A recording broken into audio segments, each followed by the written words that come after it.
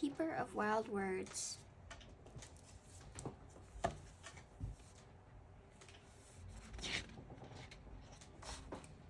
The Keeper of Wild Words. At the end of a long cinder lane, surrounded by meadows and pine trees, and sky that wrapped around and back again, Brooke ran up to her grandmother's door and swung it open, and she belonged. "Mimi, I'm here." Brooke called her grandmother Mimi. She wasn't just a grandmother, she was a grand friend. Mimi had been waiting. She'd been sitting at her desk all day, distracted by a hummingbird and a wasp nest. A red-tailed hawk hovering overhead. Mimi was a writer. She wove words into everything that mattered. Brooke was so excited to be visiting. She needed Mimi's help. Tomorrow was the first day of school, and Brooke had nothing for show and tell. Her summer had been full of wonderful, but she didn't have one special thing to share that her friends would always remember.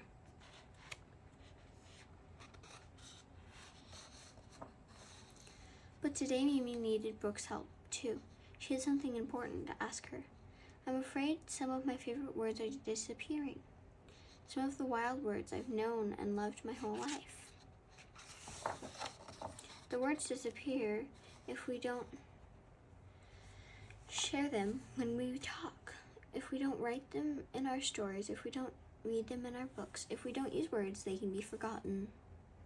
And if they're forgotten, they disappear. I need someone to keep them safe," she continued, "to help me remember. I need you to be my keeper, the keeper of the wild words." "Can I wear a crown?" Brooke asked. "No," Mimi laughed. "The keeper does not need a crown. She just needs to keep her eyes wide open and be ready to see and hear and feel all the wild words. That way, she'll always remember them. Look, acorn, apricot, beaver, blackberry, buttercup, dandelion, dove, darkle, fern, lavender, minto, mint, monarch, poppy, porcupine, starling, violet, willow, wren. From sun up to sundown, we'll walk and run and walk again, sit and wait, listen and touch, until we find every word on the list," said Mimi, "or every word on the list finds us." "I'm ready," said Brooke. And they were off, and sure enough, as soon as they stepped in the morning, wild words were waiting.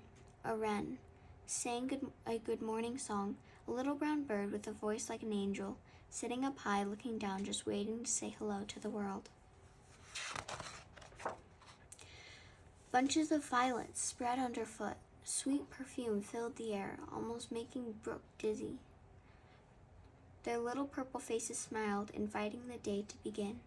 Poppies in the corner of the yard suddenly popped open, paper petals reaching to the sun. And bushes full of blackberries, just like the ones Brooke had eaten for breakfast, hundreds still waiting to be picked and enjoyed for dessert. Do wild words dance like this every morning?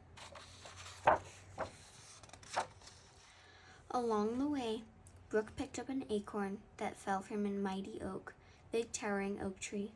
Little Nut was with a tiny brown hat, smooth round shell she put in her pocket to remember. Up ahead they saw light reflected in a round of mere water. The pond.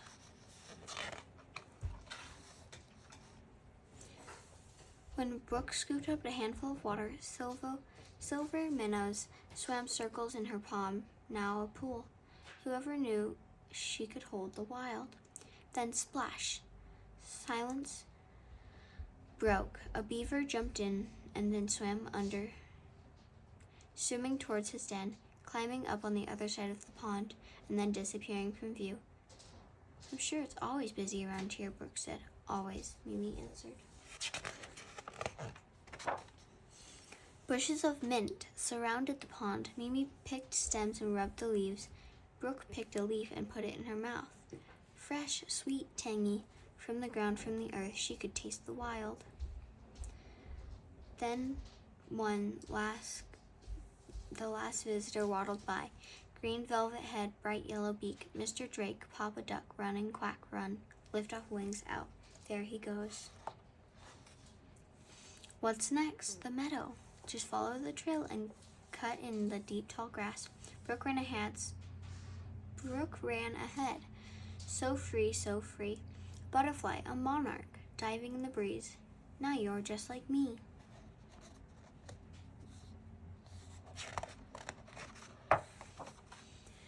Bright buttercups welcomed them, yellow petals glistening in the sun, a wild carpet of light and beauty.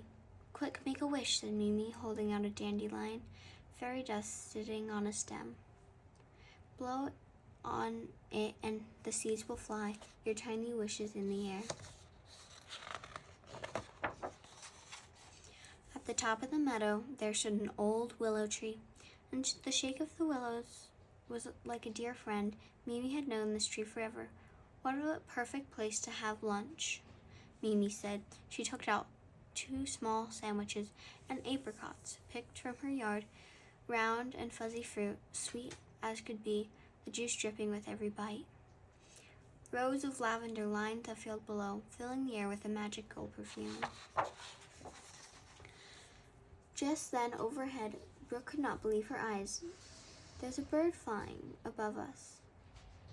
Oh my, Mimi said. The starlings are back. Such an amazing wonder.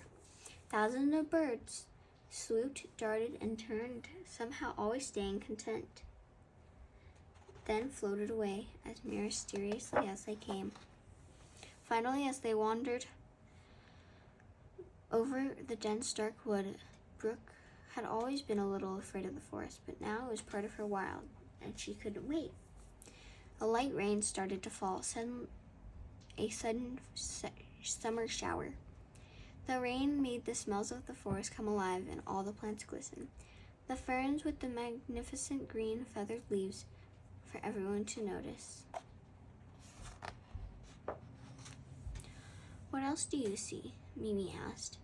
Brooke looked across the forest floor, and sure enough, nestled in the needles was a deer, curled up like the fern, fast asleep in the shadows. Quiet, quiet, quiet, quiet. Peace and quiet. Walk slowly and let her be.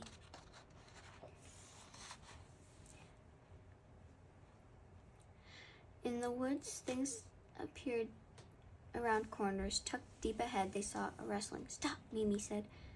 Walk back slowly towards me.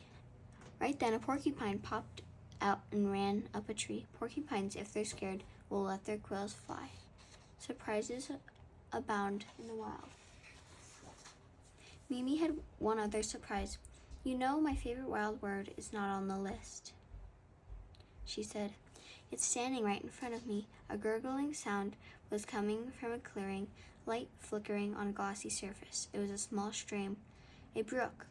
Dancing, sparkling, singing, it knew exactly where it was going. Joyful thread of water cutting through the trees. The last wild word is you, Mimi said. You were named after this tiny stream that your mother always cherished. One could only imagine such a perfect name for the keeper of the wild words. Mimi, I was never told what you needed help with, said Brooke. What is it? Said Mimi. I need something special for show and tell tomorrow, and now I have it.